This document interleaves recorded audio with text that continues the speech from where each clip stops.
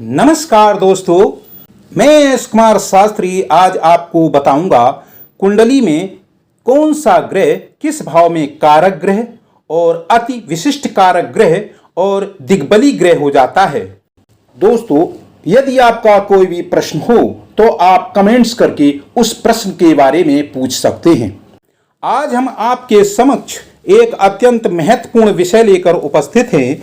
हमारा पूर्ण विश्वास है कि आज का विषय आपकी ज्योतिषीय जानकारी में वृद्धि कारक होगा। जानते हैं अति विशिष्ट कारक ग्रह के बारे में। सभी 9 ग्रहों के अपने अपने कारक भाव होते हैं और कुछ भाव ऐसे भी होते हैं जिनमें यह ग्रह दिग्बली होते हैं। आइए जानते हैं 9 ग्रह कुंडली में कौन कौन से भाव में हो जाते हैं अति विशिष्ट कारक ग्रह।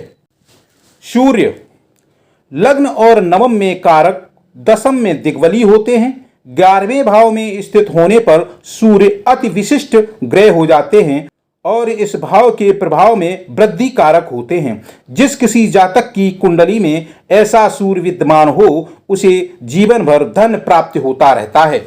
चंद्रमा देवता चौथे भाव में कारक और चौथे भाव में ही दिग्बली भी होते हैं। यही चंद्र यदि लग्न अथवा सप्तम में स्थित हो जाएं तो अति विशिष्ट कारक हो जाते हैं।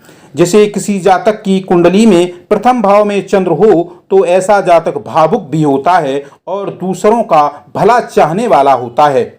ऐसे जातक का समाज में हमेशा आदर होता है और सम्मान बना रहता है। यही चंद्र यदि सप्तम भावास्थ हो जाएं तो जातक जातिका को सौम्य स्वभाव जीवन साथी प्राप्त होता है जो बड़ों का मान करता है, सम्मान करता है और सबको साथ लेकर चलने वाला होता है। मंगल देवता तीसरे और छठे भाव में कारक और दशम भाव में दिग्बली होते हैं। यही मंगल दशम भाव में स्थित होने पर अति विशिष्ट योग कारक हो जाते हैं। बुध चौथे और दसवें भाव में कारक और प्रथम भाव में दिग्बली होते हैं। व्यापार व बुद्धि के कारक ग्रह बुध यदि लग्न कुंडली के 11वें भाव में स्थित हो जाएं तो अति विशिष्ट योग कारक ग्रह हो जाते हैं।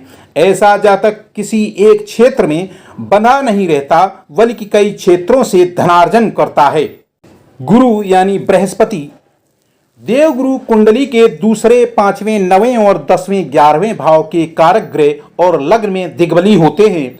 वहीं गुरु लग्न कुंडली के 5म व 9म भाव में अति विशिष्ट कारक ग्रह हो जाते हैं। ऐसा जातक उच्च शिक्षा प्राप्त करता है।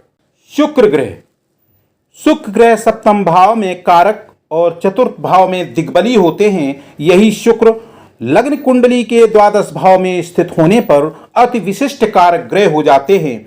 चौथे भाव में स्थित होने पर भी शुक्र अति विशिष्ट योग कारक ग्रह होते हैं, लेकिन 12 भाव में कम विशिष्ट कारक गिने जाते हैं और सप्तम भाव में भी अति विशिष्ट योग कारक ग्रह होते हैं, लेकिन चतुर्थ भाव में कम प्रभावशाली माने जाते हैं।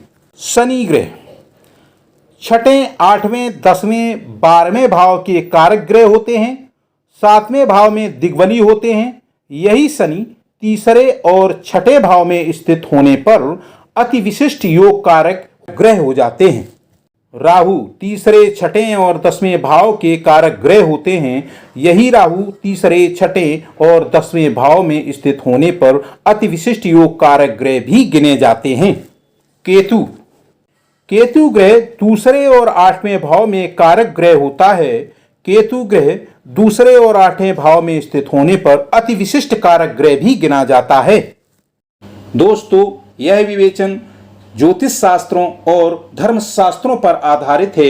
यदि आपको अपनी कुंडली का सही विवेचन चाहिए तो आपको किसी अपने ज्योतिषी से मिलकर उसकी सही विवेचना करवाना चाहिए। मैं एस कुमार शास्त्री, फिर मिलेंगे अगले वीडियो में। धन्यवाद।